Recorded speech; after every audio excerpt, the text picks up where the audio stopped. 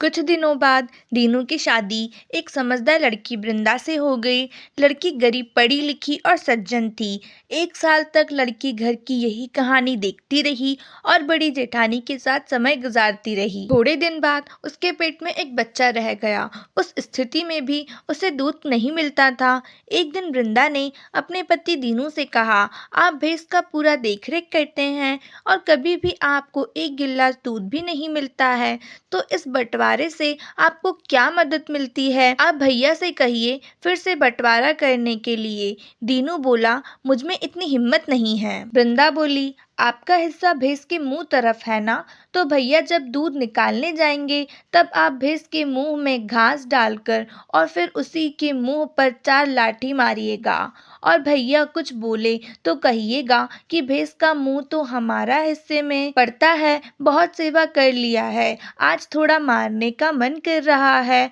माघ का महीना है, कंबल 3 बजे दिन में सब दिन धोकर रख दीजिएगा। 6 बजे शाम से भैया अपना कंबल ओढ़ेंगे। खजूर के पेड़ में फल लगा है, आप पेड़ के जड़ में कंबल का कांटा चारों तरफ से बांध दीजिएगा, क्योंकि आपका हिस्से में तो पेड़ का जड़ है। ऐसा करने से भैया खुद ही फिर से बंटवारा कर देंगे, आपको कुछ कहना भी नहीं पड़ेगा। जब दीनू अपने पत्नी के कहे अनुसार सब कुछ करने लगा, रामू बोला, अरे दीनू ये क्या कर रहा है? तब दीनू बोला, भैया कुछ भी तो नहीं, जो कर रहा हूँ मैं अपने हिस्से में कर रहा हूँ। तब रामू बोला, अब तू समझदार हो गया है, अब फिर से बंटवारा करना पड़ेगा। रविवार को दोनों भाई बैठकर फिर से बंटवारा करते हैं।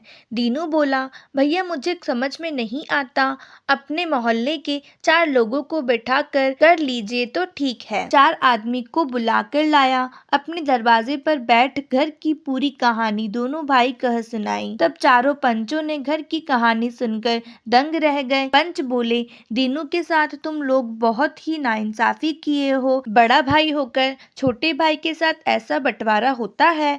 अब तुम लोग ध्यान से सुनो। खजूर का पेड़ और कंबल रामू के हिस्से में, भैंस और भैंस का बच्चा दीनू के हिस्से में पड़ा। घर में दोनों भाई मिलकर रहेंगे। पंच ने बंटवारे का कागज बनाकर दे दिया और जाते जाते आशीर्वाद भी दिए। दीनू और दीनू की पत्नी भैंस की सेवा कर, दूध दही बेचकर बहुत खुशहाल हो जीवन बिताने लगे। बड़ा भाई रामू का परिवार दुखी हालात में मेहनत मजदूरी करके जीवन बिताने लगे।